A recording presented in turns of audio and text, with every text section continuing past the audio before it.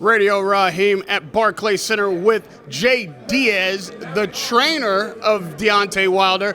And, you know, for a guy who has over 41 fights, a tremendous knockout ratio, I'm not even sure what the number is now. Is it like 41? 40, yeah.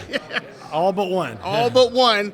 I don't hear from you very often. People don't often talk to you about what's going on in camp and in the corner.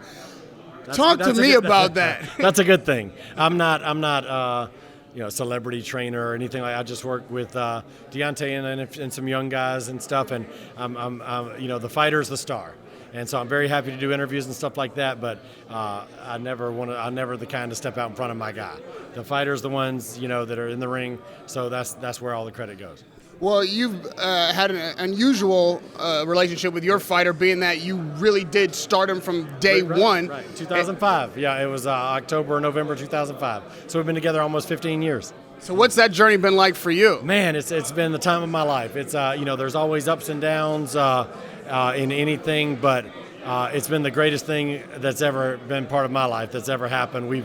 Deontay's, he had every opportunity when he was coming out of the Olympics to go with this guy or move to that place, but he believed in our team. He believed in what he could do right there in Alabama, and it's been proven true. So he showed his loyalty, and he's like I said, all credit to him. It's been a great thing.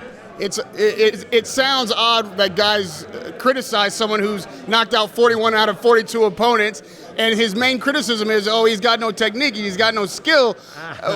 How do you feel when you hear that criticism? People, what they really aren't seeing is if Deontay throws unusual punches from unusual angles, it's usually after he hurts somebody. So take the second Stavern fight. The 1-2 that knocked Stavern down was textbook boxing. It was only after that he threw unusual punches. But tonight, that was textbook 1-2, and I don't think anybody can say that he didn't throw a textbook 1-2 right there. Are you working now on keeping his skills more in keeping with what we're used to seeing? Like a technical 1-2, that's the basis of boxing. But it looked like in camp this time when I saw the training footage that he is working on his more traditional technique. Is that? He wanted to go back to the basics, and he did. And I'm very proud of the work we put in, and he did it. And a lot of guys, don't do that, but he did. He wanted to go back to the basics, and he did. And it manifested itself tonight, so I'm really happy. Dominic Breazeale went 7 rounds with Anthony Joshua, a heavy-handed guy, a giant fighter. What is the difference between what he experienced in London with Joshua, lasting as long as he did, and fighting fairly well to the knockout, and this 2-minute and 43-second knockout? I think every fight is different. I think Dominic probably had a great camp and probably had him and Virgil probably put together a game plan.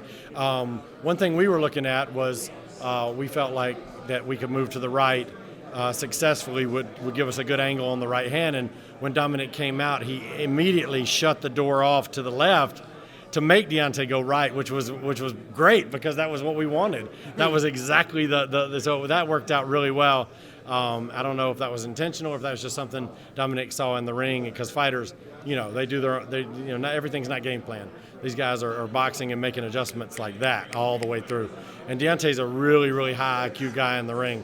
And once he figures something out, it's a beautiful thing. And lastly, you being a trainer, you've got to look ahead knowing that on the horizon, that Joshua fight is coming one day.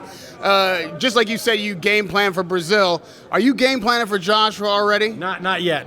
We've got one thing at a time, and now I'll decompress a little bit and then be glad to get back to the film work. I'm the kind of the nerd of the bunch, so I enjoy the film work part of it and all that. So getting out all the charts and all that. So I enjoy that kind of thing. So we'll see when that comes. The time comes, we'll be ready. And lastly, if there was one thing that you wanted to add to his arsenal, one thing that you think Deontay Wilder could improve with, that you could bring maybe to the next fight, what would that be? Well, I just think a continuation of the back to the basics theme, because there's no reason. He's so athletically gifted that he can get away with a lot of things. But then, of course, you wonder, would a 8-round fight have been a 2-round fight? Or, in getting away with things. But he got back to the basics. He always can be awkward. He's always going to be awkward.